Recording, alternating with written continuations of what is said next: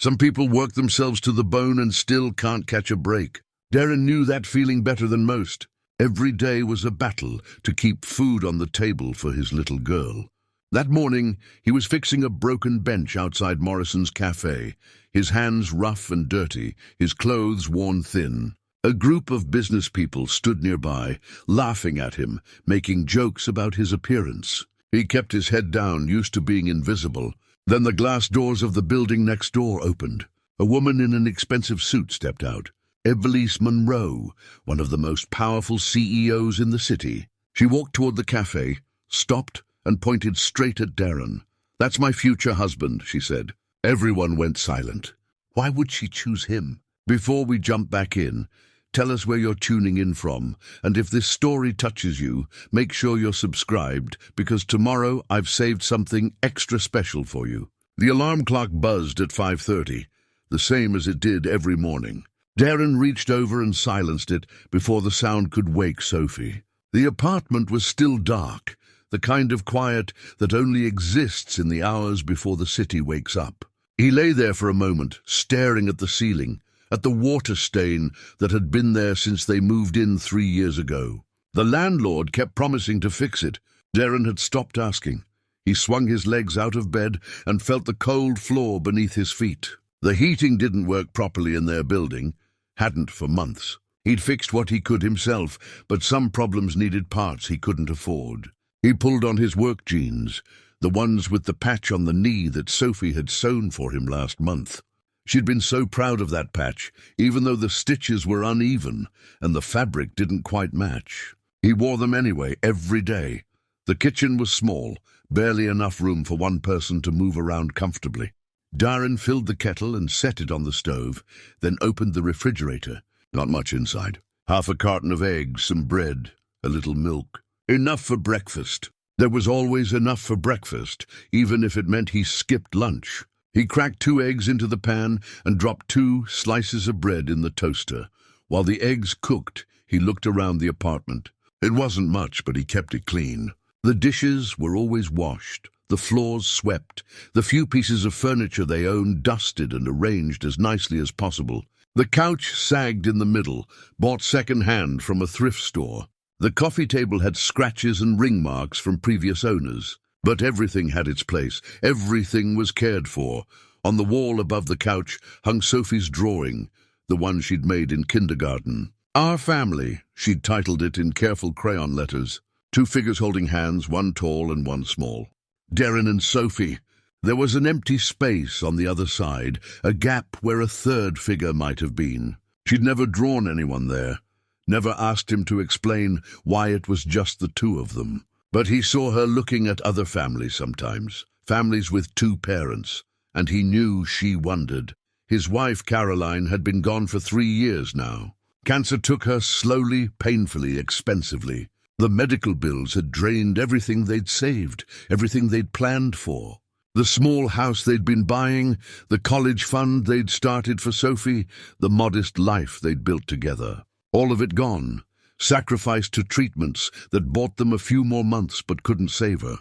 In the end, she'd held his hand and made him promise 2 things. Take care of Sophie. And don't close your heart. He'd kept the first promise easily. Sophie was his whole world. His reason for getting up every morning. His reason for enduring the looks and the comments and the struggle. But the second promise was harder. He'd dated once, about a year after Caroline died. A kind woman from the neighborhood.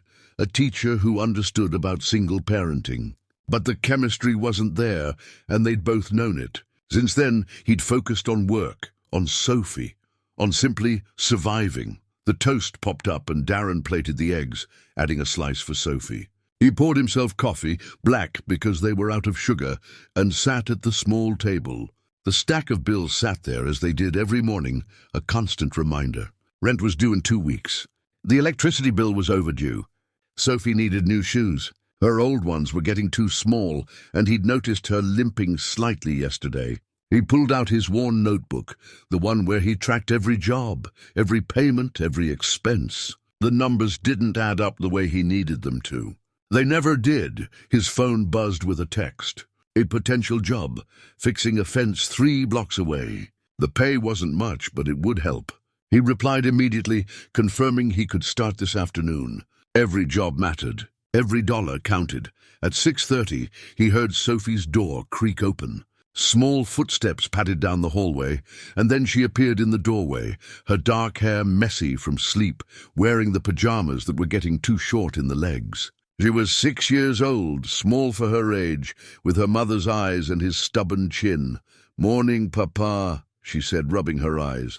"Morning, sweetheart." "Breakfast is ready." She climbed into a chair and looked at the plate he'd prepared. 2 eggs, perfectly cooked, a slice of toast with the last of the jam. She picked up her fork and then paused, looking at his plate. "1 egg, 1 piece of dry toast. Papa, why do you only have 1 egg?"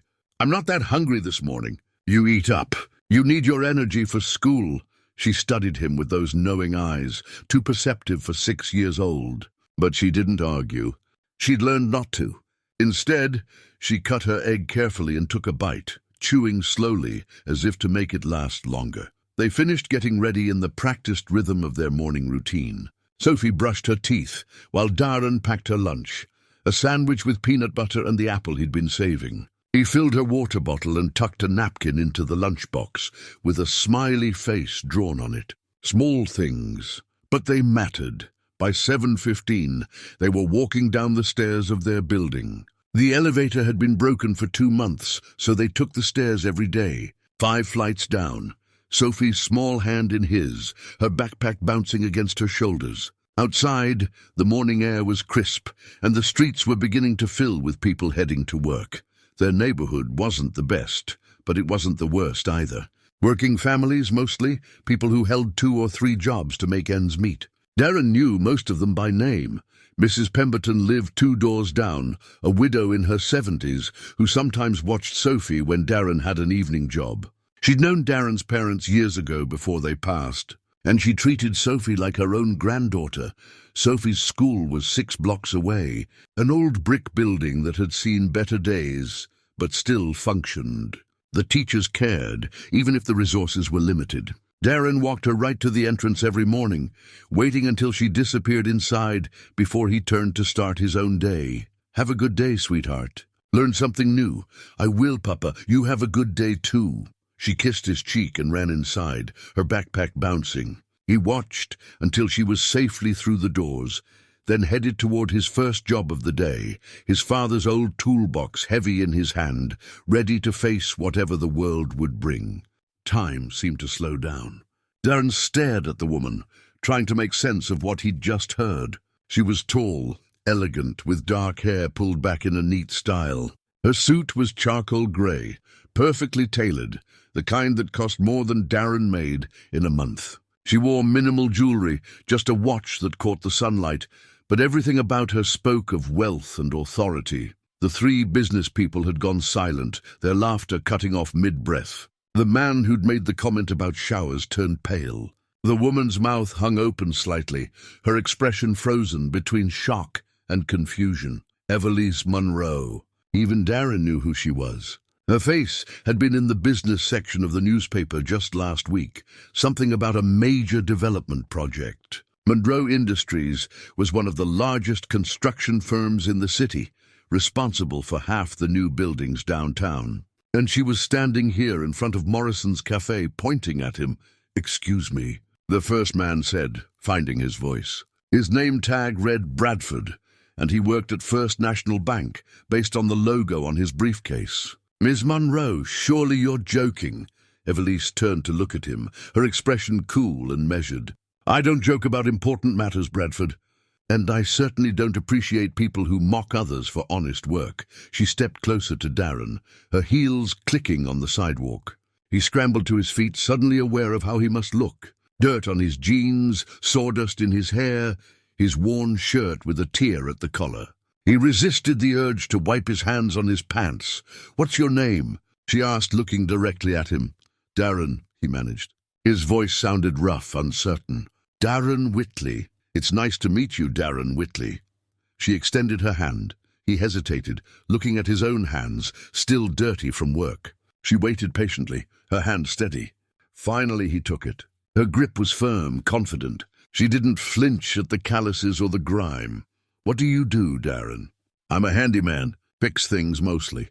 Whatever needs fixing. An honest profession. We need more people who know how to fix things. She released his hand and turned back to the group of business people.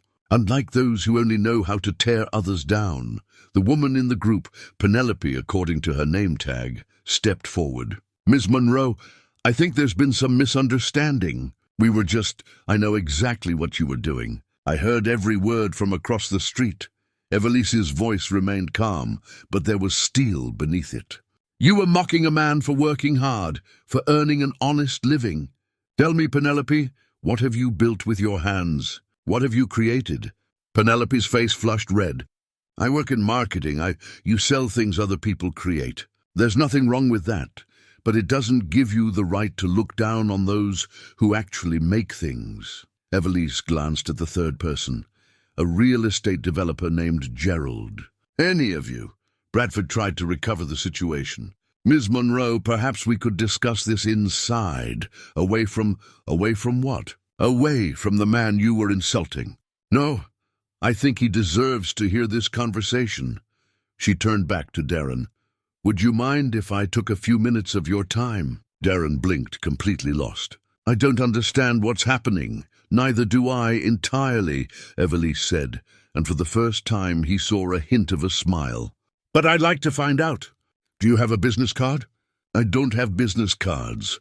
Then write your phone number here. She pulled out her own card, expensive cardstock with raised lettering, and handed it to him along with a pen. Her card was simple but elegant, just her name, title, and contact information embossed in black on cream paper. His hands were shaking slightly as he wrote his number on the back. He was aware of everyone watching, of phones being pulled out, of photos being taken. This would be all over social media within the hour. He didn't understand why she was doing this, what game she was playing, but something in her eyes seemed genuine. Thank you, she said, taking the card back. I'll call you later today. We should talk. About what? About the future. She said it simply, as if it were the most natural thing in the world. Bradford made one more attempt. Ms. Monroe, really, this is highly unusual. Perhaps you should consider, Bradford, I've known you for 3 years. In that time, you've tried to date me twice, been rejected both times, and still haven't learned to take no for an answer. I don't need your advice on my personal life. Her voice was pleasant, but the words landed like hammer blows.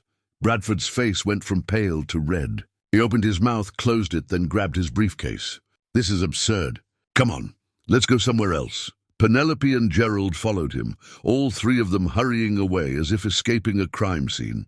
Other people on the street had stopped to watch. Conversations halting mid-sentence. Mrs. Shen stood in the cafe window, her hand over her mouth. Evelise watched them go, then turned back to Daren. I apologize for making a scene. That wasn't entirely professional of me. Why did you do that? Daren asked. Why did you say what you said? She looked at him for a long moment, as if trying to decide how much to reveal. Because I've been watching you. Not today, but before. I've seen you work. I've seen how you treat people, how you take pride in what you do. I've seen you walk your daughter to school every morning.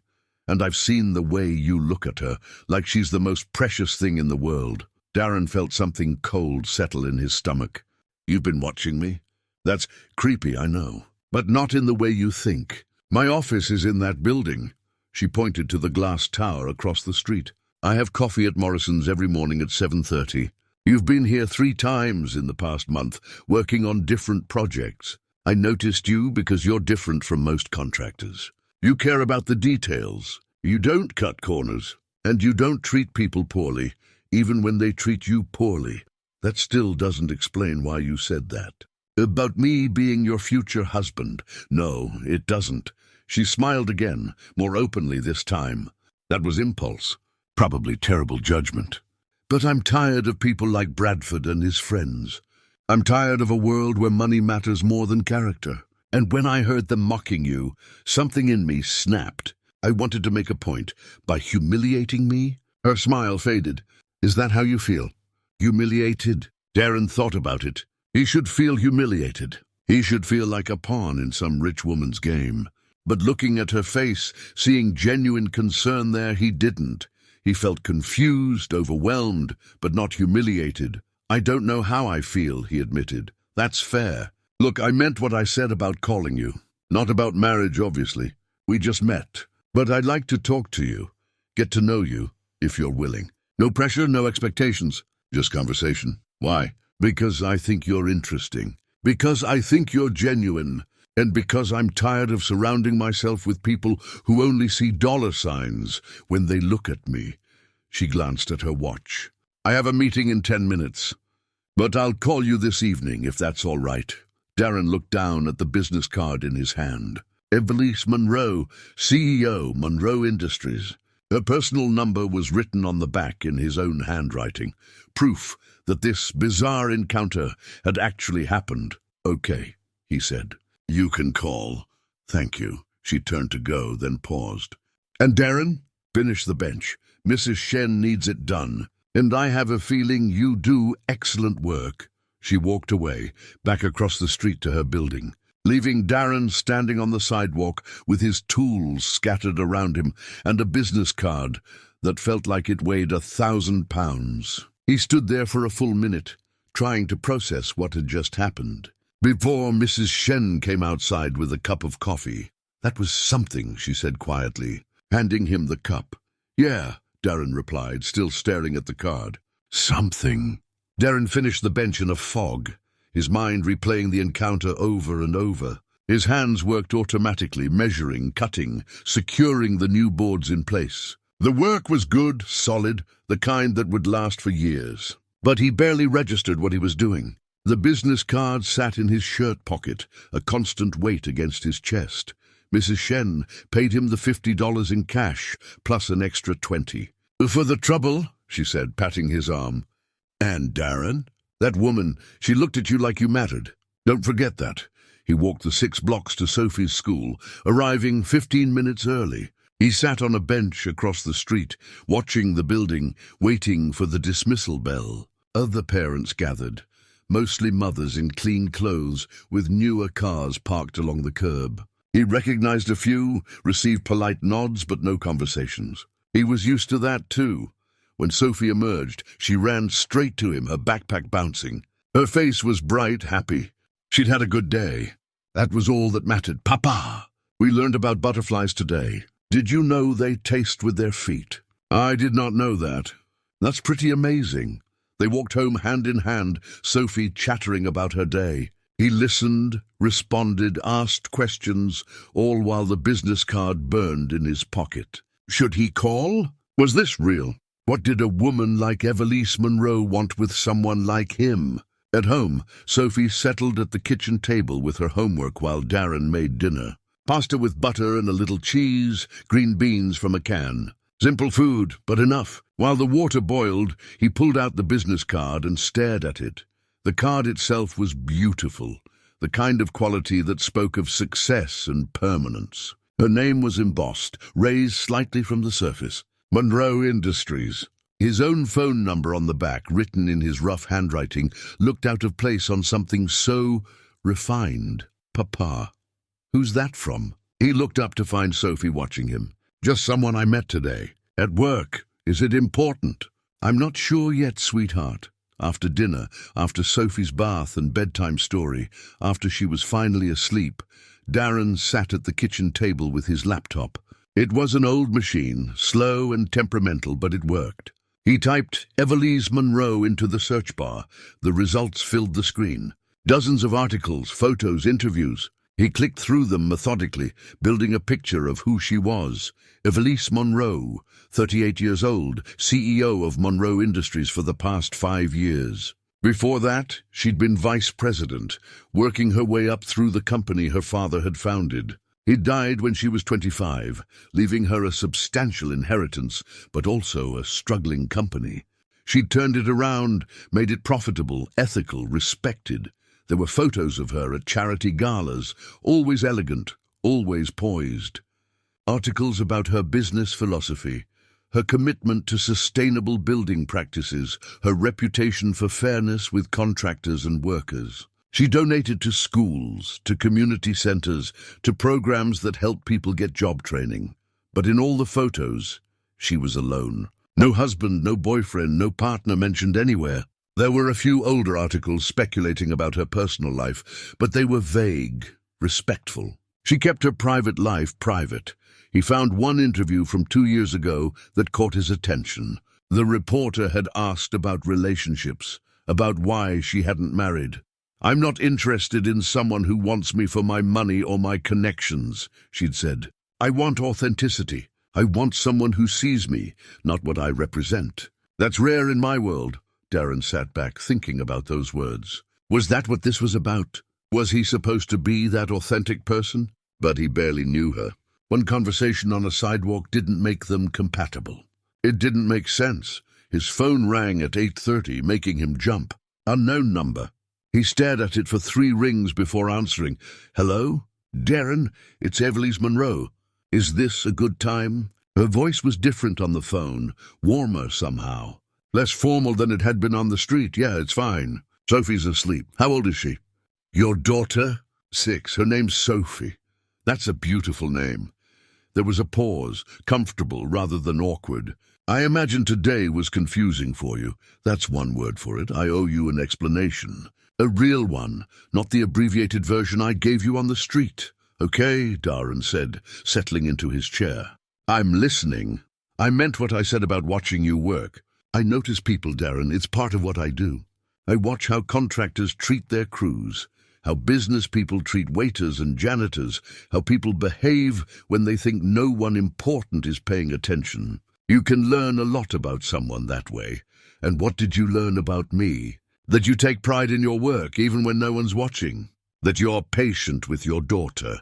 That you make her laugh. That you don't complain or make excuses. You just do what needs to be done." She paused. "And that you're kind.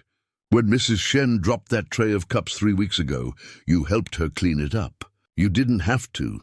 It wasn't your job, but you did it anyway." Daren remembered that morning. Mrs. Shen had been flustered, embarrassed. He'd just knelt down and started picking up the pieces. It had seemed like the natural thing to do. "That doesn't explain why you said what you said. About me being your future husband." "No, it doesn't." He heard her take a breath. "The truth is, I've been lonely, Daren, surrounded by people but completely alone. Everyone wants something from me. Everyone has an angle, and I'm tired of it. When I saw those people mocking you, making fun of honest work, honest effort, something broke inside me. I wanted to shake up their world. I wanted to make a point about what actually matters, so I was just a prop. Way to make your point?" "That's how it started," she admitted. "But then I looked at you, really looked at you, and I saw something I haven't seen in a long time. Dignity. You were angry, I could tell, but you weren't going to respond. You were going to pack up and leave, keep your head high. That's strength, real strength. And I thought, here's someone genuine. Here's someone who might actually see me as a person, not as a bank account or a business connection."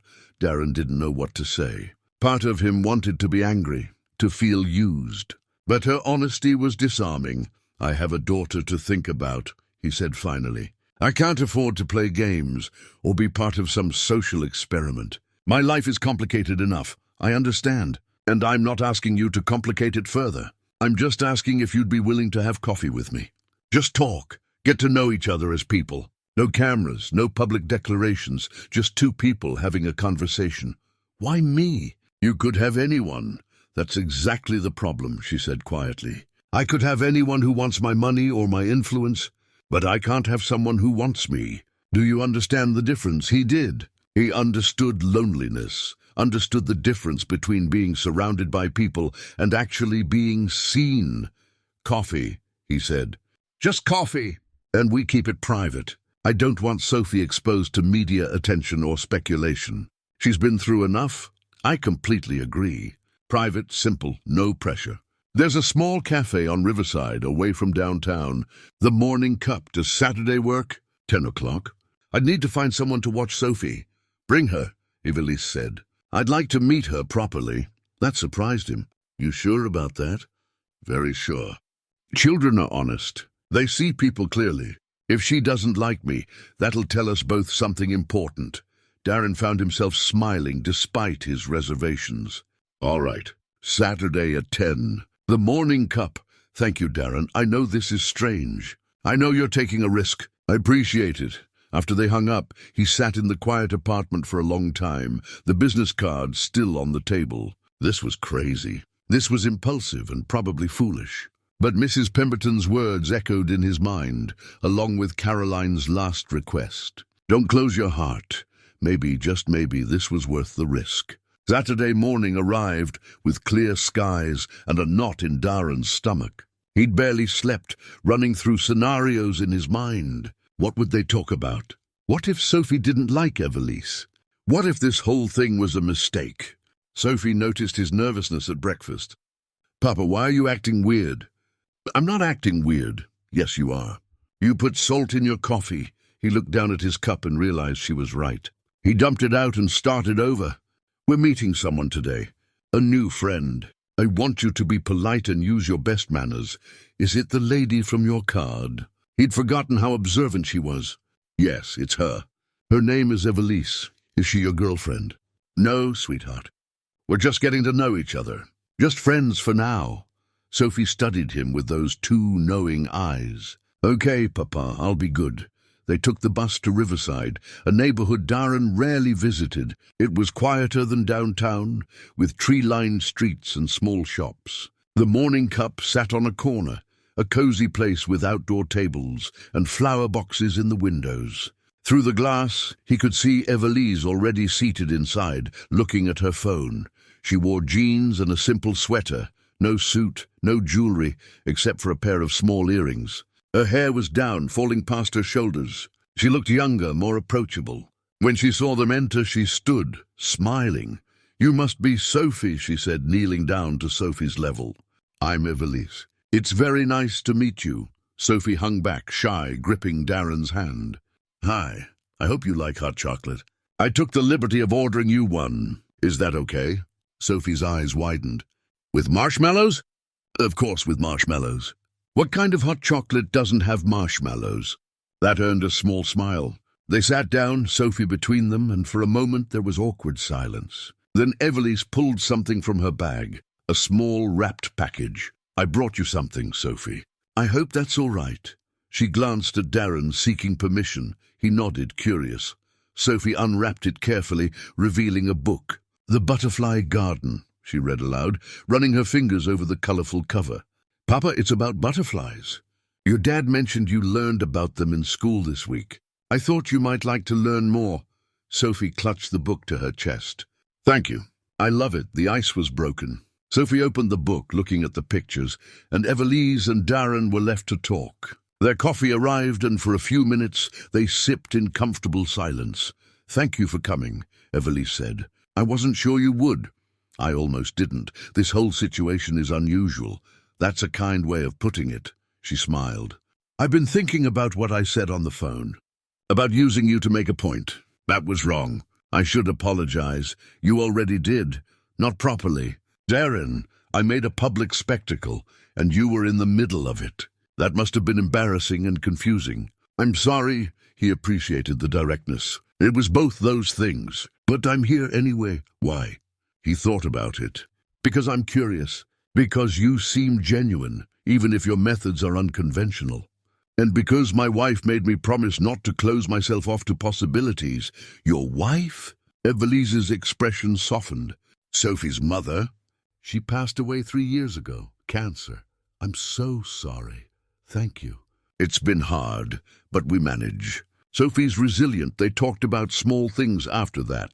Sophie showed Evelise her backpack, proudly pointing out each patch and the story behind it. Evelise listened attentively, asking questions, treating Sophie's words as important. Daren watched the interaction, seeing how natural it seemed, how Sophie gradually warmed to her. Can I go look at the books over there? Sophie asked, pointing to a small bookshelf in the corner. Stay where I can see you, Daren said. Once Sophie was out of earshot, Evelise's expression grew more serious. She's wonderful. You've done an amazing job raising her. I do my best. It's not easy, I can imagine. May I ask a personal question? You can ask. I'll decide if I want to answer. Fair enough. She wrapped her hands around her coffee cup. What do you want from life, Daren? If you could have anything, what would it be? The question caught him off guard. Most people didn't ask things like that. That's a big question, I know. But I'd like to understand who you are, what matters to you. He considered lying, giving some safe answer. But her honesty on the phone had earned his own. I want stability for Sophie. I want her to have opportunities I didn't have. I want to open my own shop someday, do quality work, train young people who need a chance. I want to be someone she can be proud of. She already is proud of you. I could see it in the way she looks at you, maybe, but I want to give her more. Better clothes, better school supplies, a house instead of an apartment with broken heating. I want her childhood to be about being a kid, not about worrying if we can pay rent. Evelise nodded slowly. And for yourself, what do you want? Peace, I guess. To not feel like I'm failing all the time. To maybe find someone who understands, who doesn't see me as a project or a charity case. He met her eyes. Is that what this is? Am I some kind of social experiment for you? No, she said firmly. You're not. I won't lie and say the circumstances weren't unusual, but my interest in you is genuine. I see something in you that I haven't seen in anyone in my world. Integrity, authenticity, strength that doesn't come from money or power. You barely know me, that's true. But I'd like to know you better. If you're willing. Sophie came back with another book, asking if they could get it. Daren checked the price and winced. $15. He had it, but that was grocery money.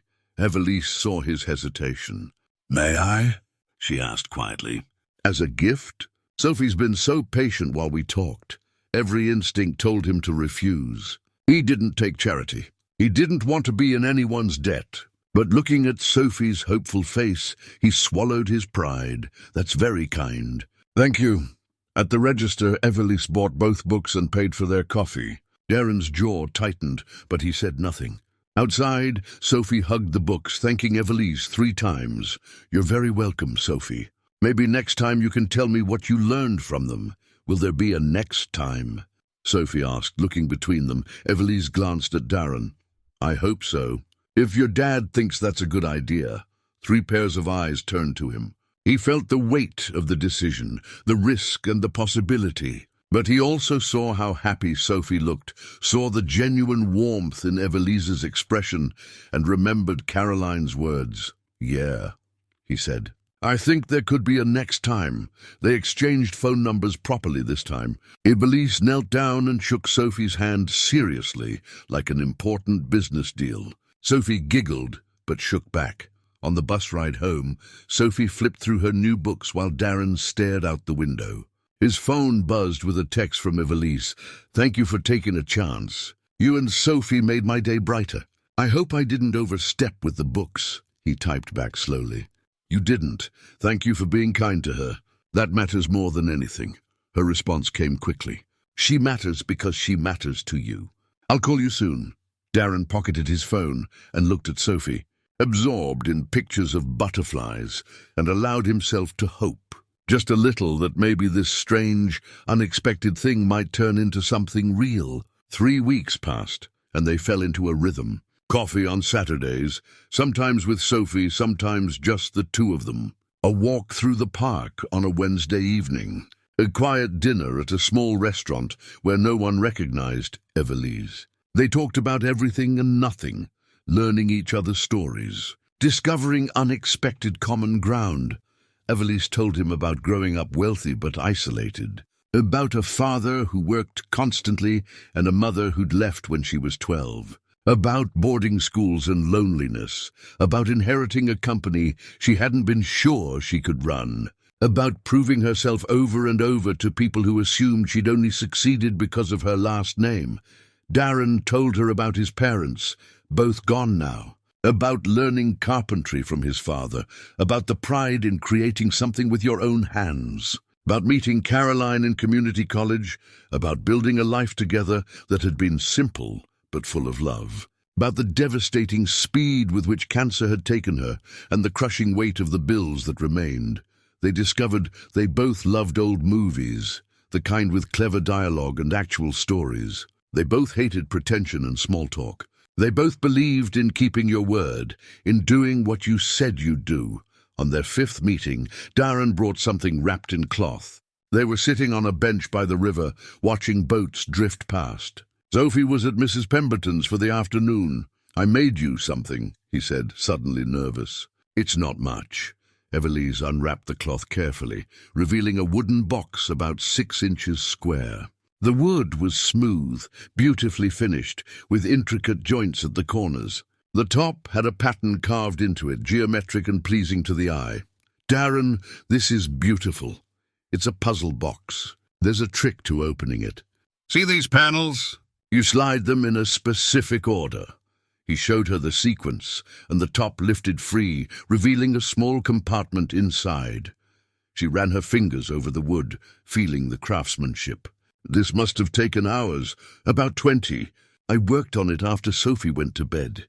He watched her face, trying to read her reaction. "I wanted you to have something that showed what I do. Not just fixing broken things, but creating them. And I thought, maybe it's like getting to know someone. You have to figure out the pattern, take your time, be patient." Evelise looked up at him, her eyes bright. "This is the most thoughtful gift anyone's ever given me. Thank you." She leaned forward and kissed him, soft and tentative. It was their first kiss, and for a moment, Daren forgot to breathe. When they pulled apart, he was smiling despite himself. "I should have made you something weeks ago," he said. She laughed, the sound genuine and warm. "Worth the wait." They sat closer after that, her hand in his, the puzzle box resting on her lap. It felt right, natural, like something that had always been meant to happen. For the first time since Caroline's death, Daren allowed himself to think about a future that included someone else. But the world outside their private moments wasn't as kind. That evening his phone rang. It was Mr. Keegan from down the hall, the postal worker who sometimes lent Daren a decent shirt. "Daren, you seen the news?" "No, why?" "Someone got a photo of you and that Monroe woman.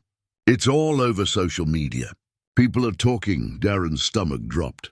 He pulled up the news on his laptop, and there it was. A photo of him and Evelise on the bench, the moment of their kiss. The headline read, "Monroe Industries CEO's Secret Romance with Local Handyman."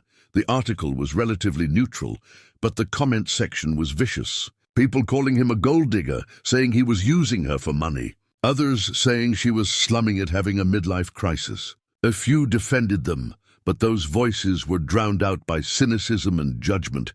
His phone rang again. "Evelise, I just saw it," she said. "I'm so sorry, Daren. I thought we were being careful." "So did I." He scrolled through the comments, each one a small cut. "This is what I was afraid of." Don't read the comments. "People are cruel when they're hiding behind screens. Kinda hard not to when my phone's been buzzing for the last 10 minutes. I've gotten 3 texts from clients canceling jobs. They don't want the drama." She was quiet for a moment. "I'll fix this. I'll make a statement. Tell them to leave you alone. That'll just make it worse. More attention, more speculation." He rubbed his eyes, exhausted. "Maybe we should take a step back. Let this die down. Is that what you want?" He didn't know what he wanted. He liked Evelise, genuinely liked her. These past 3 weeks had been some of the happiest he'd had in years. But the cost was starting to show. Lost work meant less money for Sophie, less stability. And what about when Sophie started seeing this online? When kids at school teased her about her dad dating someone rich? "I need to think about Sophie," he said finally. "She has to come first. I understand. And I respect that." Evelise's voice was steady, but he could hear the disappointment. "But Daren, I need you to know something. This isn't a game for me. These past few weeks getting to know you, it's been real. You're real, and I don't want to lose that because of other people's opinions. It's not just opinions. It's my livelihood. It's Sophie's stability, I know, and I won't push. But before you make any decisions, will you meet me tomorrow? Just one more time. Let's talk this through properly." He wanted to say no, to protect himself and Sophie from further exposure. But he also wanted to see her, to hold on to this thing they'd started building. "Okay? Tomorrow, but somewhere private. My office. After hours. 7 o'clock. I'll have security let you in the side entrance. No cameras.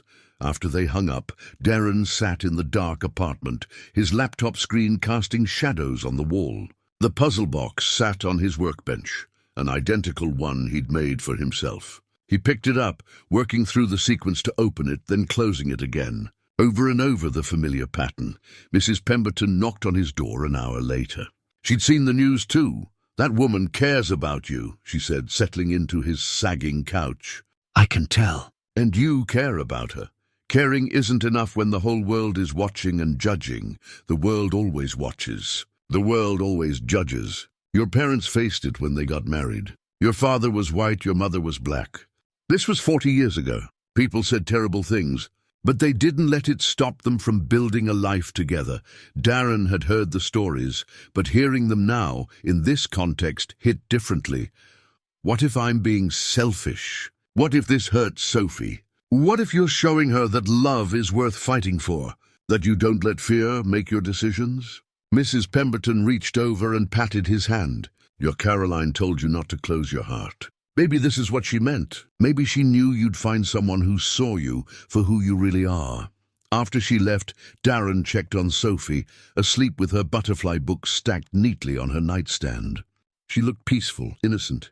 He wanted to protect that innocence, but he also wanted to show her that good things could happen, that taking risks sometimes led to joy. His phone buzzed with another text from Evelise. "Whatever you decide tomorrow, I want you to know you've already changed my life. Thank you for that." He stared at the message for a long time before responding. "See you at 7. The next morning brought more bad news. An official-looking envelope sat in his mailbox, the return address from his landlord's property management company. Daren knew what it was before he opened it. 30-day notice of rent increase. $200 more per month, effective immediately. The letter cited rising property values and maintenance costs, but Daren knew the real reason. His apartment building was being upgraded, slowly pushing out tenants who couldn't afford the higher rents. He sat at the kitchen table, calculator in hand, running the numbers for the 20th time. Even before losing those 3 clients, the budget had been tight. Now with the increase, there was no way to make it work. He'd have to find a new place, somewhere cheaper, probably farther from Sophie's school. Sophie came out for breakfast, already dressed for school. She took one look at his face and asked, "What's wrong, Papa?"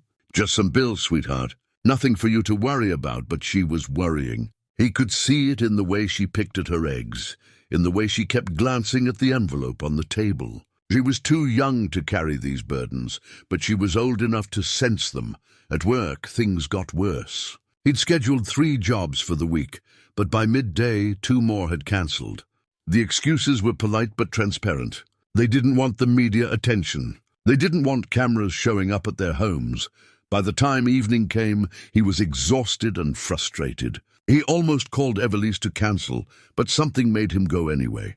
Maybe it was Mrs. Pemberton's words. Maybe it was the memory of that kiss. Maybe it was just stubbornness. The side entrance to Monroe Industries was unmarked, just a plain door with a security keypad. Evelise had texted him the code. Inside, the building was quiet, most employees gone for the day. A security guard nodded at him and pointed toward the elevators. Evelise's office was on the 20th floor, corner suite with windows overlooking the city. He'd never been in a space like this. The furniture was modern but comfortable, the walls decorated with architectural drawings and photos of completed projects. Everything spoke of success and permanence. She was standing by the window when he arrived, still in her work clothes, but with her jacket off, looking more relaxed. She turned when he entered, and her expression softened with relief. "You came. I wasn't sure you would. I said I would." He stayed near the door, suddenly feeling out of place in this world of polished surfaces and expensive art. "Please, sit. Can I get you something? Coffee, water?" "I'm fine."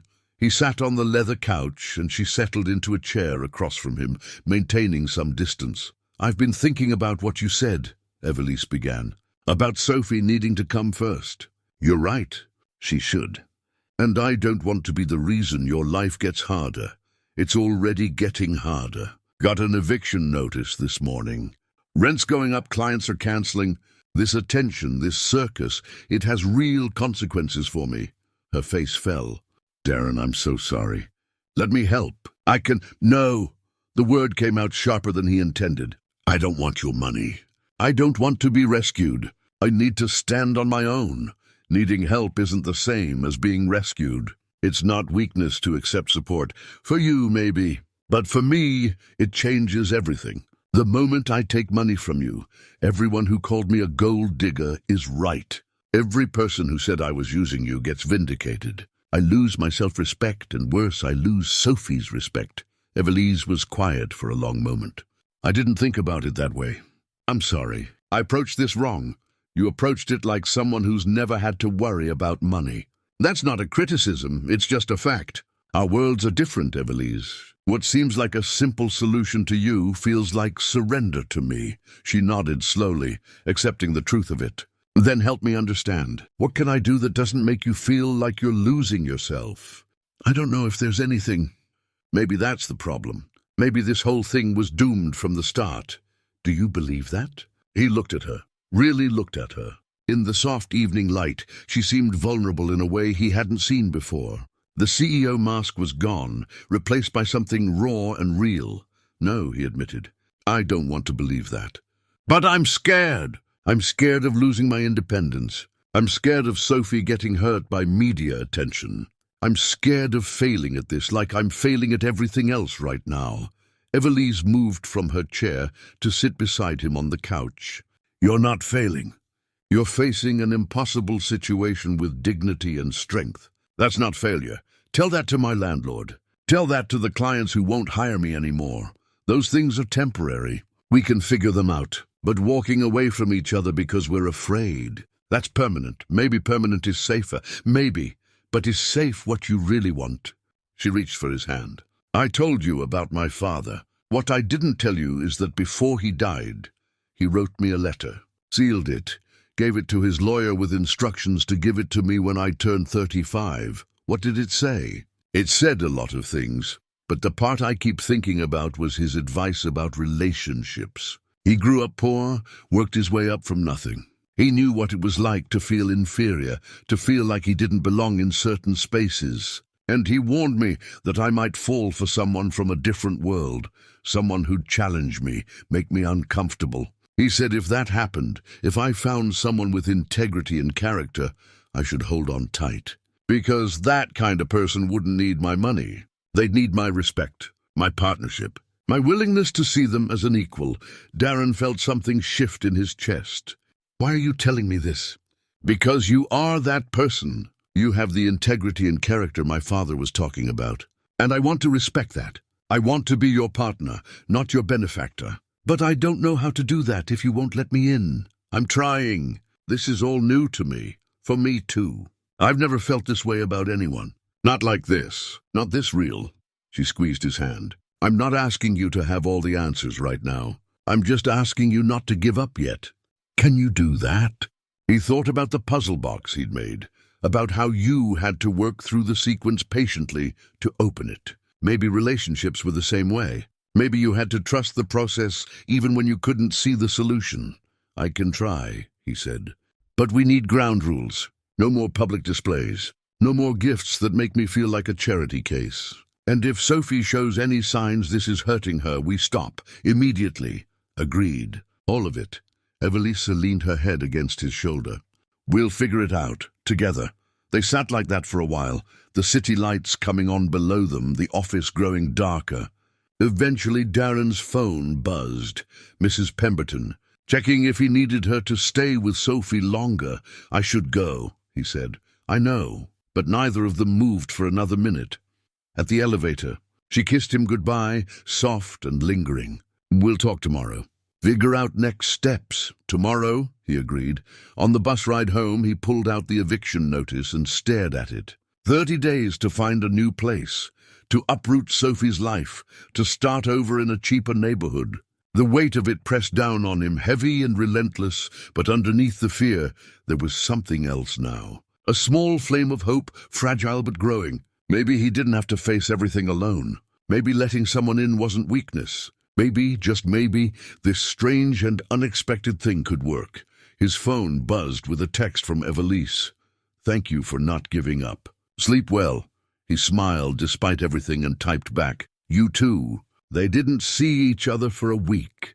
Daren spent his days searching for apartments, juggling the few jobs he had left and trying to keep Sophie's routine as normal as possible. Evelise texted every day, nothing pushy, just small check-ins. How was his day? What did Sophie learn in school? Did he need anything? He appreciated the restraint, the space she was giving him. But he missed her. That surprised him. How quickly she'd become part of his daily thoughts, how much he wanted to share small moments with her. On Friday, she called. "Can we meet? Just for an hour. I need to tell you something, and I'd rather do it in person." They met at the same riverside bench where he'd given her the puzzle box. She arrived looking tired, with circles under her eyes that makeup couldn't quite hide. "You look exhausted," he said. "Board meeting this morning." It didn't go well. She sat down, not quite meeting his eyes. "That's actually what I need to talk to you about." Something in her tone made his stomach tighten. "What happened?" "Bradford happened. You remember him from the café that first day? The banker. Hard to forget. He's on the board of directors for one of our biggest investors, and he's using that position to pressure my board. He wants me to end our relationship, publicly." Daren felt cold despite the warm afternoon. "Why?" "Because he asked me out 2 years ago. I said no. He asked again a year later. I said no again. Apparently, he's the kind of man who doesn't handle rejection well." She finally looked at him. "He's threatening to pull financing on our largest project. $50 million, 200 jobs. If that project fails, my company takes a massive hit. So what does your board want?" "They want me to choose. The company or you." The words hung between them, heavy and inevitable. Daren had known this was coming in some form. Their worlds were too different, the obstacles too large. But hearing it said out loud still hurt. "You should choose the company," he said quietly. 200 jobs. That's people's livelihoods. That's families who depend on that income. You can't sacrifice that for something this new, this uncertain. That's the practical answer. "That's what everyone expects me to say." She turned to face him fully. "But here's what I haven't told anyone, including my board. I have leverage too."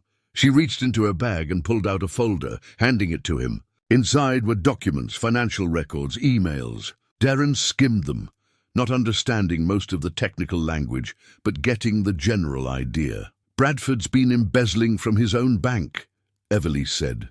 "Not huge amounts, nothing that would trigger immediate alarms, but consistent over 3 years. My attorney, Lydia, discovered it when she was doing background checks on all our major investors. It's her job to protect the company from liability.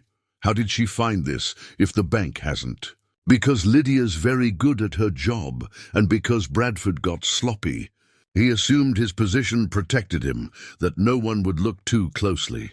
She took the folder back. "If I release this information, he's finished. Criminal charges, prison time, complete destruction of his career and reputation."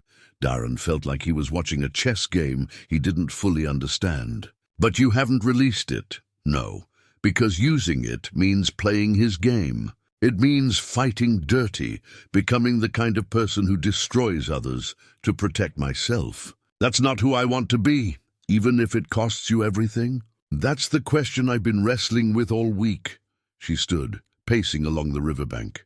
"My father built that company on integrity. He had chances to cut corners, to play dirty, to win at any cost. He never did. He said the moment you compromise your principles, you lose yourself. Your father sounds like a wise man. He was. But he's gone, and I'm here trying to figure out what wisdom looks like in an impossible situation." She stopped pacing, looking out at the water. "Lydia wants me to use the information. Go to Bradford privately, show him we have it, force him to back off. She says it's not fighting dirty, it's defending myself. What do you think?" "I think she's right, strategically. But I also think once you start down that road, it changes you. It changes how you see the world, how you interact with people. Everything becomes a transaction, a power play.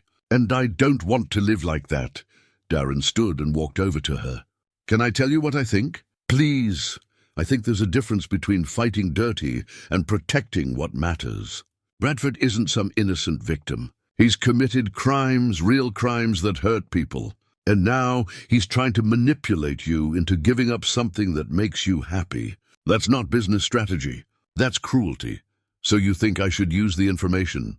I think you should do what protects the people who depend on you. Your employees, their families, the contractors and workers on that project. And yeah, maybe what protects us too. Not because we're more important than your principles, but because sometimes standing up to a bully is the principled thing to do. She was quiet for a long time, watching the river flow past. You know what the hardest part is? If I do this, everyone will say I did it for you, that I burned down Bradford to keep my poor boyfriend. It'll feed every stereotype, every cruel comment about our relationship. Let them say it. People who matter will know the truth. And what is the truth? That you're doing it for 200 families who need those jobs. That you're doing it because someone is trying to blackmail you into submission and you're not that person. And yeah, maybe you're also doing it because you found something real with someone and you don't want to let it go. He took her hand. All of those things can be true at once. She turned to him, eyes bright with unshed tears. I'm scared. What if this backfires? What if I become the person I'm trying not to be? You won't because you're asking these questions. Because you care about the cost. Bad people don't worry about becoming bad people. She laughed, a sound somewhere between relief and disbelief. When did you become so wise? I'm not wise. I'm just a guy who's had to make a lot of hard choices with limited options. You learn to see things clearly when you don't have the luxury of abstraction. That might be the most insightful thing anyone said to me in years. She squeezed his hand. Okay, I'll do it. I'll talk to Bradford, show him what we have, give him a chance to back off quietly. And if he doesn't, then you protect your company and your people. Whatever that takes. She leaned against him and he wrapped his arms around her. They stood like that as the sun started to set, painting the river in shades of orange and gold. Thank you, she said quietly, for seeing me clearly, for not telling me what I wanted to hear. That's what partners do, right? Tell each other the truth even when it's hard. Partners, she repeated, testing the word. I like that. His phone buzzed. Sophie, texting from Mrs. Pemberton's phone. Papa, when you coming home? Mrs. P says I can stay for dinner, but I miss you. He showed Evelise the text and she smiled. Go, be with your daughter. We'll talk tomorrow. What are you going to do tonight? Call Lydia, start planning. Maybe drink a glass of wine and pretend I'm braver than I feel. You're already brave. You just don't see it yet. He kissed her goodbye and headed home, leaving her standing by the river, the folder of evidence in her hands and a decision weighing on her shoulders. Whatever happened next would change everything. He just hoped they'd both survive it. The weekend passed in tense anticipation. Evelise texted Saturday morning, meeting with Bradford Monday afternoon. Lydia's coming with me. Wish me luck. Daren spent the weekend trying to focus on normal things. He took Sophie to the park, helped her with a school project about butterflies, started packing boxes for the move he still hadn't figured out. But his mind kept drifting to Monday, to what might happen when Evelise confronted Bradford. Sunday evening, Mrs. Pemberton came by with a casserole. You look worried, she said, not unkindly. Big week ahead, for her or for you? Both, I think. She set the casserole on his counter and fixed him with a knowing look. You care about her? Really care? I do. More than I expected to. Then be there for her. Whatever happens Monday, she's going to need someone in her corner who sees her as a person, not as a CEO or a wallet or a prize. Can you be that person? I'm trying to be. That's all any of us can do. Monday morning, Daren couldn't work. He tried to focus on a repair job, fixing a fence for an elderly couple on the south side, but his hands were clumsy, his measurements off. Finally, the husband noticed, Son, you're going to hurt yourself if you keep working like that. Whatever's on your mind, maybe you should go deal with it. Daren apologized, promised to come back the next day, and headed home. Sophie was at school. The apartment was quiet, and he found himself pacing, checking his phone every few minutes. At 2 o'clock, Evelise texted, going in now, at 2:30. He's claiming the evidence is... fabricated.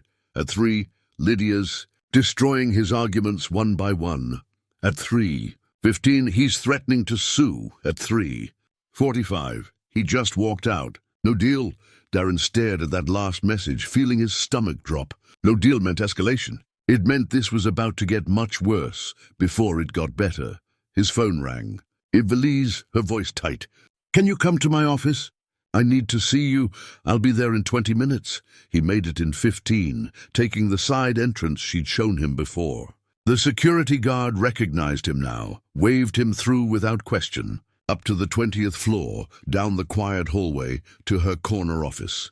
She was standing by the window again, but this time she wasn't composed. Her jacket was off, her hair falling from its neat style, and there was a wildness in her eyes he'd never seen before.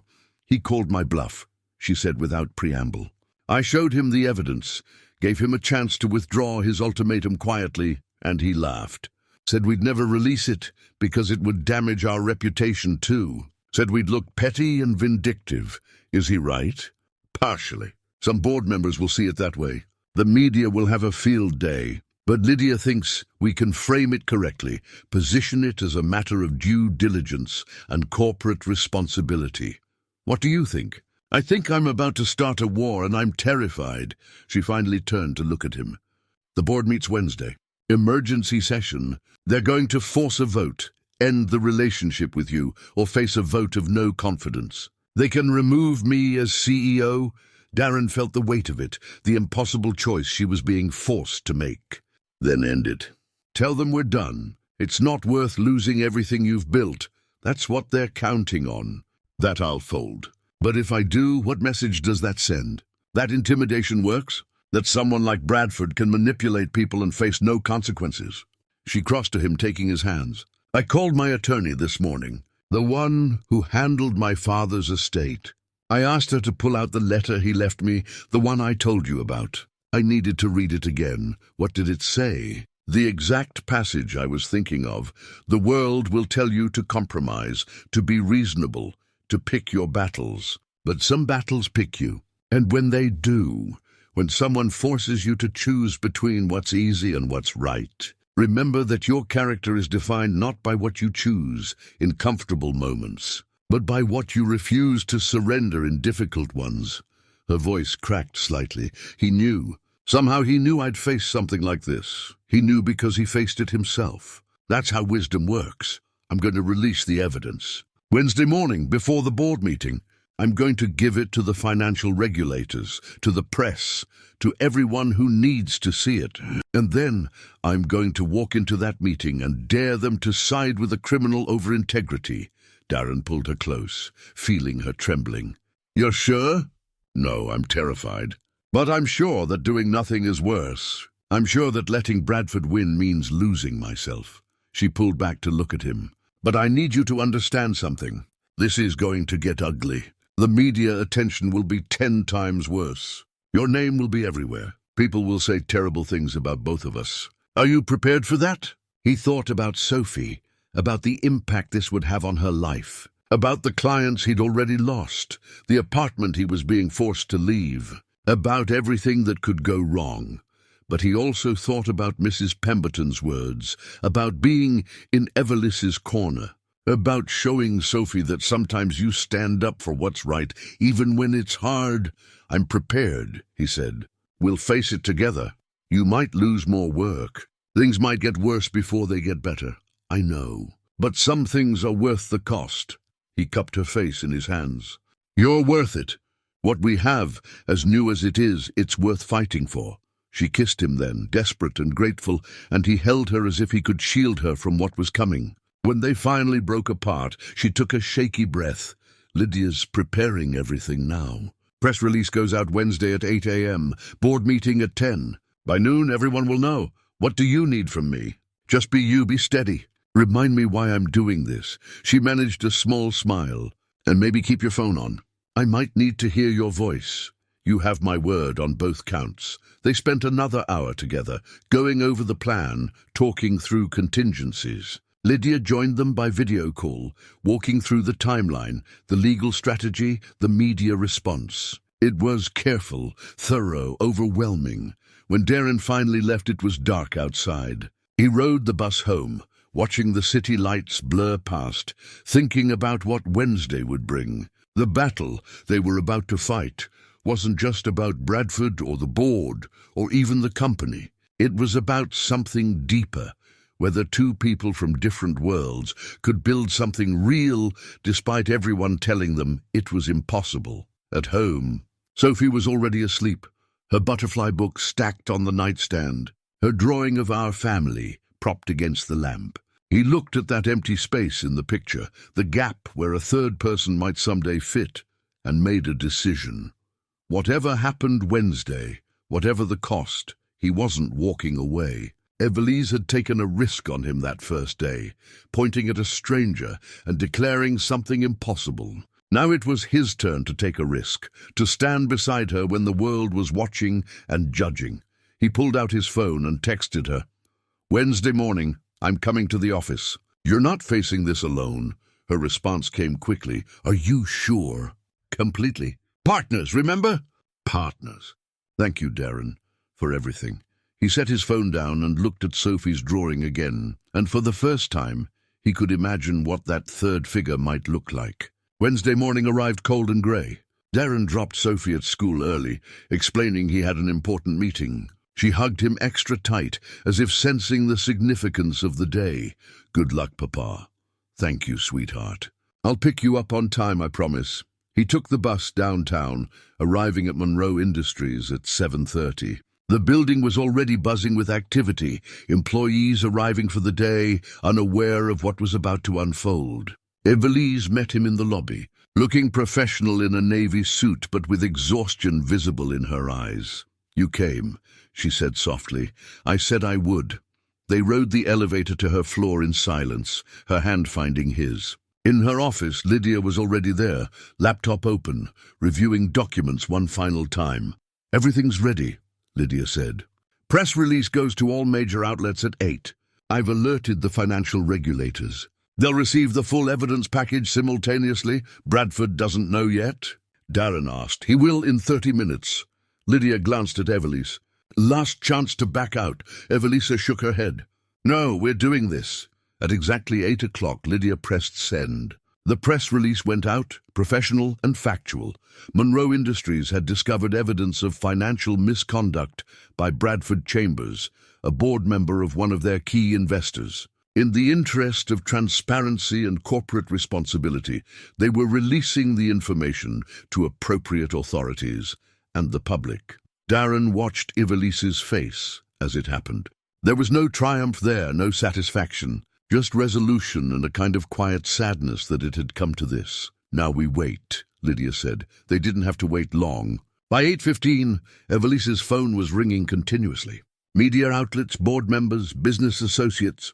Lydia fielded most of the calls while Evelise prepared for the board meeting. At 8:30, Bradford called. Evelise put it on speaker.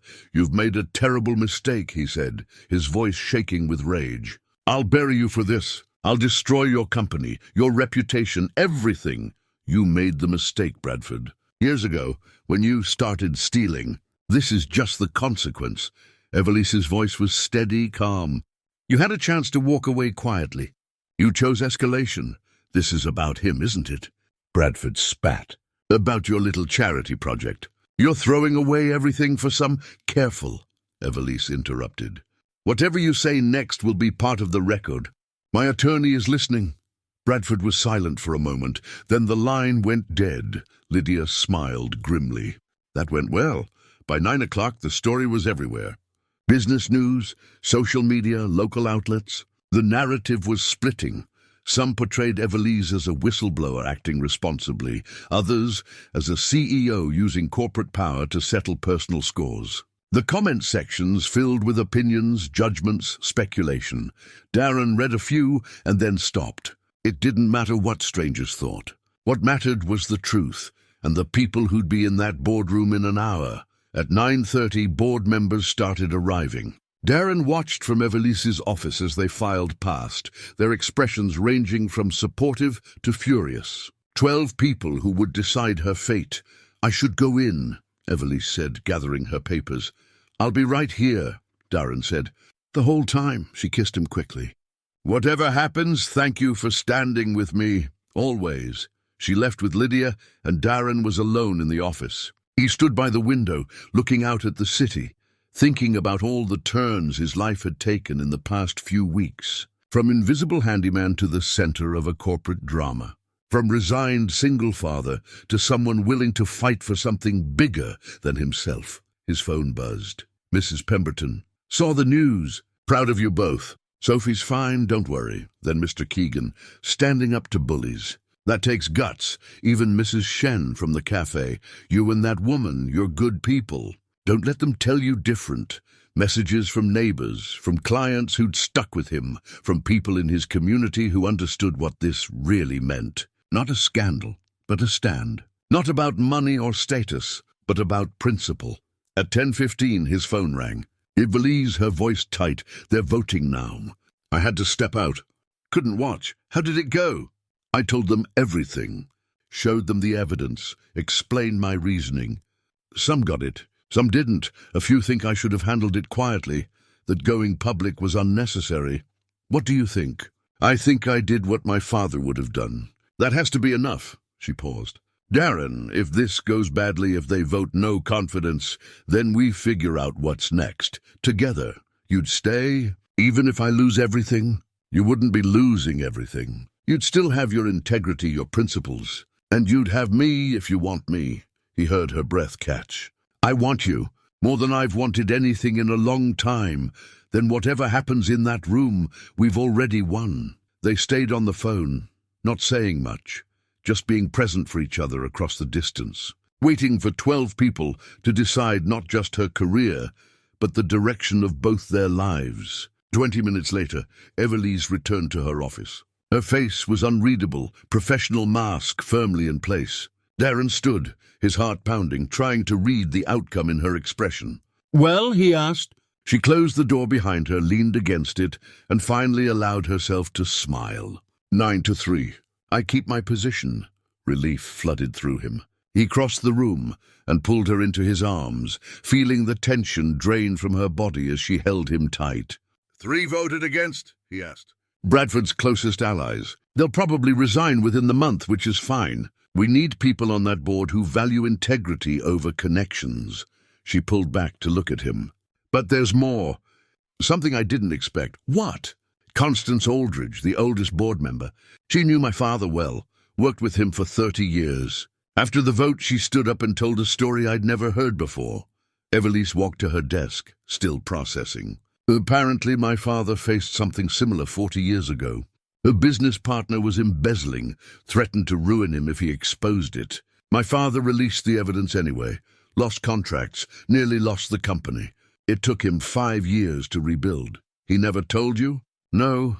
Constance said he didn't want me to face the same pressure, to feel obligated to follow his path. But she felt I should know now." Evelise's eyes were bright. "She said I reminded her of him today. That same stubborn integrity that won't bend even when it should." Sounds like a compliment. It was. The highest one she could give.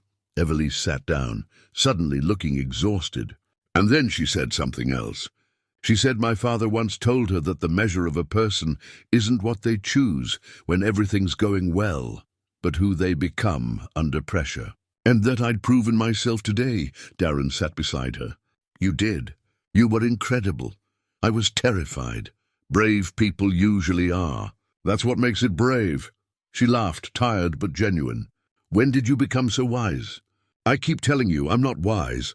I just see things clearly." Her phone buzzed. Then again, and again. Messages flooding in now that the news was official. Support from employees, from contractors, from business associates who respected the stand she'd taken. But also criticism. Anger from those who thought she'd overstepped. Lydia knocked and entered without waiting. "The press wants a statement. And Bradford's attorney just called. He's not fighting the evidence. He's resigned from all board positions and is negotiating a plea deal." Evelise looked stunned. "Already?" "His attorney knows the case is airtight. Better to cooperate now than face trial." "You won, Evelise, completely." Lydia smiled. And there's something else. 3 contractors who pulled their bids from our projects last month because of the controversy. They've all called back. They want to work with a company that has principles. That's good news, Evelise said quietly. It's better than good. It's validation. Lydia glanced at Daren. Both of you took a stand. That matters to people. After Lydia left, Daren and Evelise sat in silence, processing the whirlwind of the past few hours. Outside, the city continued its normal rhythm, unaware that something significant had shifted in this office. "What now?" Daren asked. "Now I have to face the media, reassure investors, manage the fallout. It'll be weeks of cleanup." She looked at him. "And I have to figure out how to balance all of that with what I want personally, which is you, us, this thing we're building." She took his hand. "I meant what I said on the phone. I want you in my life, Daren. Not as some secret I hide, not as something I'm ashamed of. As my partner. The media attention won't stop. People will still judge. Let them. I'm done caring what strangers think." She squeezed his hand. "But I do care what Sophie thinks. What you think. Whether this is what you want." Daren thought about the past weeks, the challenges and the joy, the fear and the hope. He thought about Sophie's drawing with its empty space, about Caroline's last words, about taking risks on things that mattered. "I want this," he said simply. "The good and the complicated, all of it, but we do it right. We take it slow. Let Sophie adjust, build something real and solid." Agreed. No rushing, no grand gestures. Just steady, honest progress. "One more thing," Daren said. "I've been thinking about what you said before, about helping without making me feel like charity. There might be a way. Tell me. I want to get my contractor's license. Proper certification, not just handyman work. It would open up better jobs, more opportunities. But the classes cost money, and the exam fees, and I'd need time to study." Evelise listened carefully. "What if Monroe Industries offered scholarships for trade certifications? Open to anyone in the community, applications reviewed blind. You could apply like anyone else, compete fairly. If you earn it, there's no charity involved. You'd do that." "I've been thinking about starting a program like that anyway. We need skilled workers, and there are too many barriers to entry. This would benefit everyone," she smiled. "If you happen to be good enough to earn one of those scholarships, that's on you, not on our relationship." Daren considered it. It wasn't charity if he had to earn it, if others could benefit too, if it was a real program with real standards. That could work. I'd have to qualify on my own merit. You would, and you will, because you're good at what you do. He leaned his head against hers, grateful for her understanding. "Thank you for seeing what I need. That's what partners do." She kissed his temple. "We see each other. We support without diminishing. We build together." They sat like that while the morning sun finally broke through the clouds, filling the office with warm light. Outside her door, the business world continued spinning. But in this moment, they were just 2 people who'd chosen each other despite impossible odds. "I should go," Daren said eventually. "Need to pick up Sophie. Give her a hug from me. Tell her I'll see her soon." "I will." He stood, then paused. "Evelise, I'm proud of you. What you did today, that took real courage. I couldn't have done it without you." "Yeah, you could have. But I'm glad you didn't have to."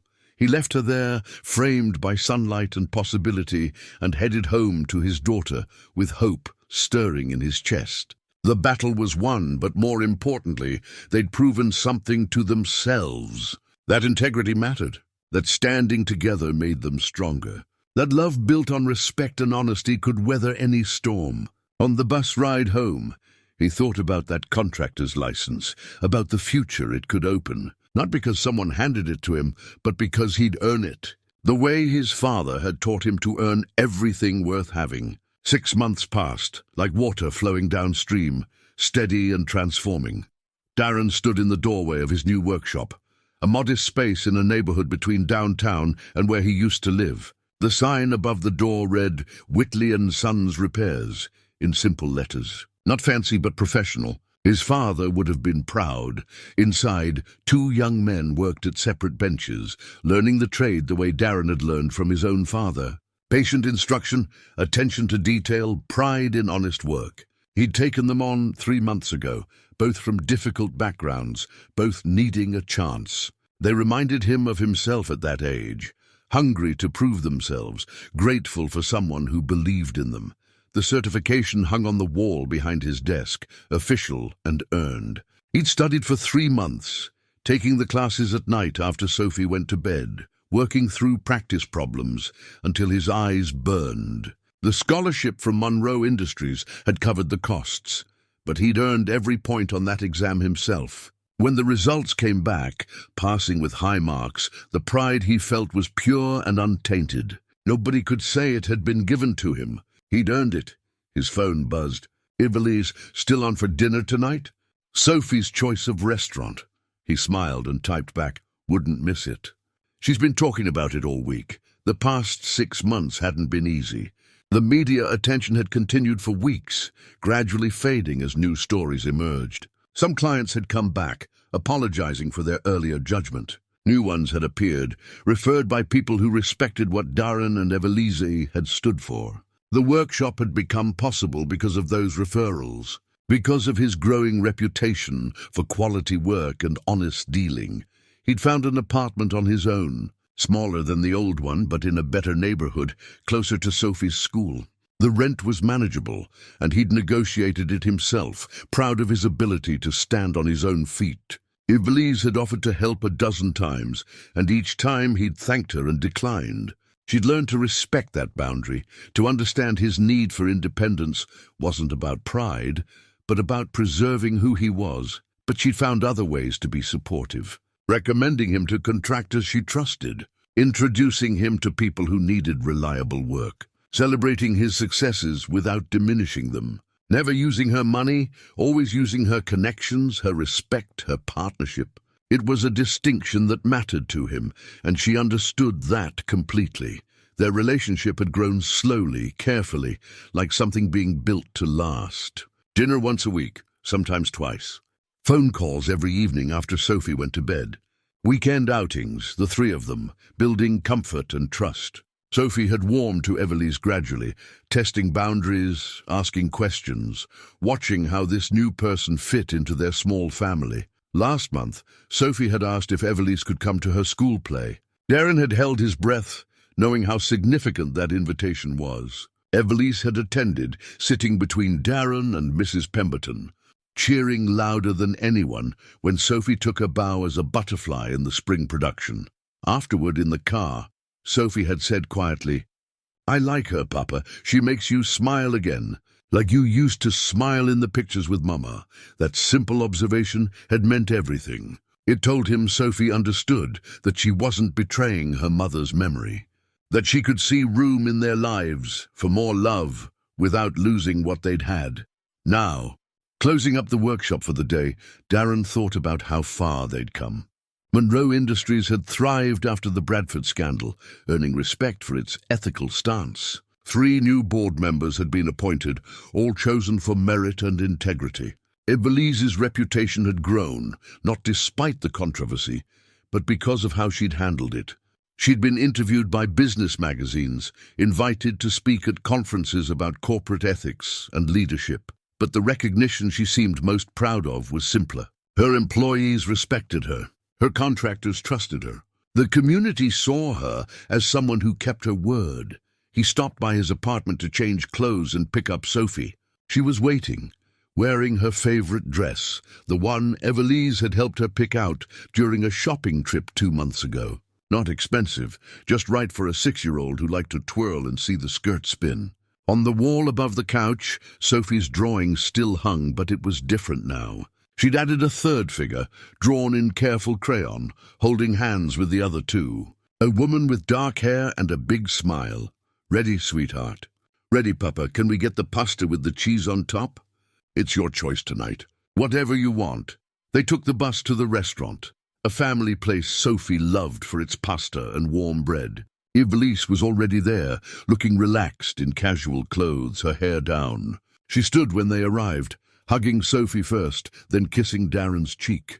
It was their rhythm now, natural and comfortable. They ordered food, talked about their days, laughed at Sophie's stories from school.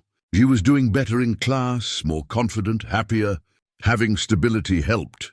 Having hope helped. Having a father who smiled more often helped most of all.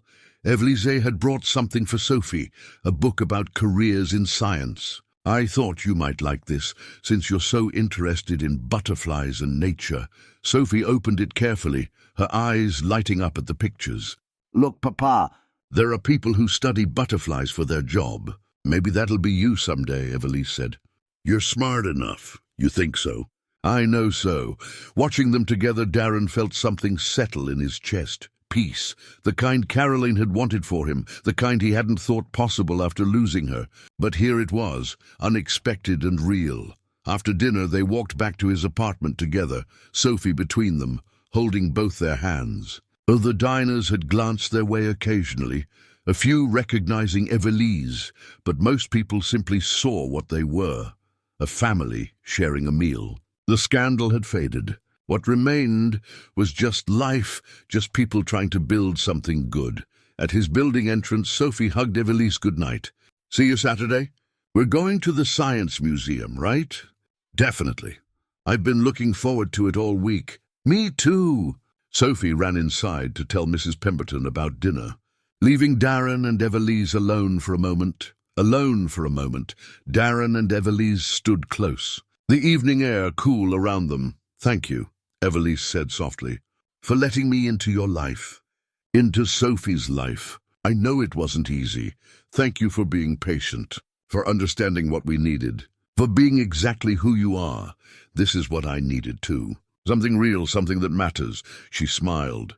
My father was right. Character does matter more than money, and you have more character than anyone I've ever known. We make a good team, the best team. She kissed him gently. I love you, Daren.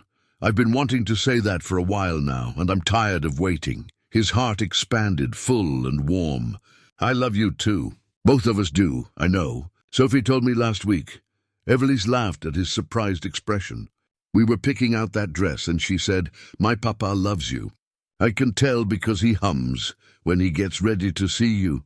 I do not hum. You absolutely do. It's adorable. They stood together in the glow of the streetlight, two people from different worlds who'd chosen each other despite everything. Above them, in the apartment window, Sophie watched and smiled, her family finally complete. She waved down at them, and they waved back. And in that simple gesture was everything that mattered. Some people work themselves to the bone and never catch a break. But sometimes, if you're patient and brave, if you refuse to compromise who you are, the universe notices. It sends exactly what you need, even when it arrives in the most unexpected way, even when it looks nothing like you imagined. Daren had been invisible once, a man people looked past, dismissed, mocked. But someone had seen him. Someone had recognized the worth that was always there, waiting to be acknowledged. And in choosing to see him, Evelise had allowed herself to be seen too, beyond the money and the title, down to the person she really was. They'd both been looking for something real in a world full of pretense. They'd found it in the last place either expected, built it slowly despite every obstacle, and protected it fiercely when others tried to tear it down, and sometimes that's exactly perfect. Daren finished the bench in a fog, his mind replaying the encounter over and over. His hands worked automatically, measuring, cutting, securing the new boards in place. The work was good, solid, the kind that would last for years. But he barely registered what he was doing. The business card sat in his shirt pocket, a constant weight against his chest. Mrs. Shen paid him the $50 in cash, plus an extra $20. For the trouble, she said, patting his arm. And Daren? That woman, she looked at you like you mattered. Don't forget that. He walked the 6 blocks to Sophie's school, arriving 15 minutes early. He sat on a bench across the street, watching the building, waiting for the dismissal bell. Other parents gathered, mostly mothers in clean clothes with newer cars parked along the curb. He recognized a few, received polite nods but no conversations. He was used to that too. When Sophie emerged, she ran straight to him, her backpack bouncing. Her face was bright, happy. She'd had a good day. That was all that mattered. Papa! We learned about butterflies today. Did you know they taste with their feet? I did not know that. That's pretty amazing. They walked home hand in hand, Sophie chattering about her day. He listened, responded, asked questions, all while the business card burned in his pocket. Should he call? Was this real? What did a woman like Evelise Monroe want with someone like him? At home, Sophie settled at the kitchen table with her homework while Daren made dinner. Pasta with butter and a little cheese, green beans from a can. Simple food, but enough. While the water boiled, he pulled out the business card and stared at it. The card itself was beautiful, the kind of quality that spoke of success and permanence. Her name was embossed, raised slightly from the surface. Monroe Industries. His own phone number on the back, written in his rough handwriting, looked out of place on something so refined. Papa. Who's that from? He looked up to find Sophie watching him. Just someone I met today. At work. Is it important? I'm not sure yet, sweetheart. After dinner, after Sophie's bath and bedtime story, after she was finally asleep, Daren sat at the kitchen table with his laptop. It was an old machine, slow and temperamental, but it worked. He typed Evelise Monroe into the search bar. The results filled the screen. Dozens of articles, photos, interviews. He clicked through them methodically, building a picture of who she was. Evelise Monroe, 38 years old, CEO of Monroe Industries for the past 5 years. Before that, she'd been vice president, working her way up through the company her father had founded. He died when she was 25, leaving her a substantial inheritance, but also a struggling company. She'd turned it around, made it profitable, ethical, respected. There were photos of her at charity galas, always elegant, always poised. Articles about her business philosophy, her commitment to sustainable building practices, her reputation for fairness with contractors and workers. She donated to schools, to community centers, to programs that help people get job training. But in all the photos, she was alone. No husband, no boyfriend, no partner mentioned anywhere. There were a few older articles speculating about her personal life, but they were vague, respectful. She kept her private life private. He found one interview from 2 years ago that caught his attention. The reporter had asked about relationships, about why she hadn't married. "I'm not interested in someone who wants me for my money or my connections," she'd said. "I want authenticity. I want someone who sees me, not what I represent." That's rare in my world. Daren sat back, thinking about those words. Was that what this was about? Was he supposed to be that authentic person? But he barely knew her. One conversation on a sidewalk didn't make them compatible. It didn't make sense. His phone rang at 8:30, making him jump. Unknown number. He stared at it for 3 rings before answering. "Hello? Daren, it's Evelise Monroe. Is this a good time?" Her voice was different on the phone, warmer somehow. Less formal than it had been on the street. "Yeah, it's fine. Sophie's asleep. How old is she?" "Your daughter?" 6. Her name's Sophie. That's a beautiful name. There was a pause, comfortable rather than awkward. "I imagine today was confusing for you. That's one word for it. I owe you an explanation. A real one, not the abbreviated version I gave you on the street." "Okay," Daren said, settling into his chair. "I'm listening. I meant what I said about watching you work. I notice people, Daren. It's part of what I do. I watch how contractors treat their crews, how business people treat waiters and janitors, how people behave when they think no one important is paying attention. You can learn a lot about someone that way. And what did you learn about me? That you take pride in your work even when no one's watching. That you're patient with your daughter. That you make her laugh. That you don't complain or make excuses. You just do what needs to be done." She paused. "And that you're kind. When Mrs. Shen dropped that tray of cups 3 weeks ago, you helped her clean it up. You didn't have to. It wasn't your job, but you did it anyway." Daren remembered that morning. Mrs. Shen had been flustered, embarrassed. He'd just knelt down and started picking up the pieces. It had seemed like the natural thing to do. "That doesn't explain why you said what you said. About me being your future husband." "No, it doesn't." He heard her take a breath. "The truth is, I've been lonely, Daren, surrounded by people but completely alone. Everyone wants something from me. Everyone has an angle, and I'm tired of it. When I saw those people mocking you, making fun of honest work, honest effort. Something broke inside me. I wanted to shake up their world. I wanted to make a point about what actually matters, so I was just a prop. Way to make your point? That's how it started, she admitted. But then I looked at you, really looked at you, and I saw something I haven't seen in a long time. Dignity. You were angry, I could tell, but you weren't going to respond. You were going to pack up and leave, keep your head high. That's strength, real strength. And I thought, here's someone genuine. Here's someone who might actually see me as a person, not as a bank account or a business connection. Daren didn't know what to say. Part of him wanted to be angry, to feel used. But her honesty was disarming. I have a daughter to think about, he said finally. I can't afford to play games or be part of some social experiment. My life is complicated enough, I understand, and I'm not asking you to complicate it further. I'm just asking if you'd be willing to have coffee with me. Just talk, get to know each other as people. No cameras, no public declarations, just two people having a conversation. Why me? You could have anyone. That's exactly the problem, she said quietly. I could have anyone who wants my money or my influence, but I can't have someone who wants me. Do you understand the difference? He did. He understood loneliness, understood the difference between being surrounded by people and actually being seen. Coffee, he said. Just coffee. And we keep it private. I don't want Sophie exposed to media attention or speculation. She's been through enough. I completely agree. Private, simple, no pressure. There's a small cafe on Riverside, away from downtown. The Morning Cup. Does Saturday work? 10 o'clock. I'd need to find someone to watch Sophie. Bring her, Evelise said. I'd like to meet her properly. That surprised him. You sure about that? Very sure. Children are honest. They see people clearly. If she doesn't like me, that'll tell us both something important. Daren found himself smiling despite his reservations.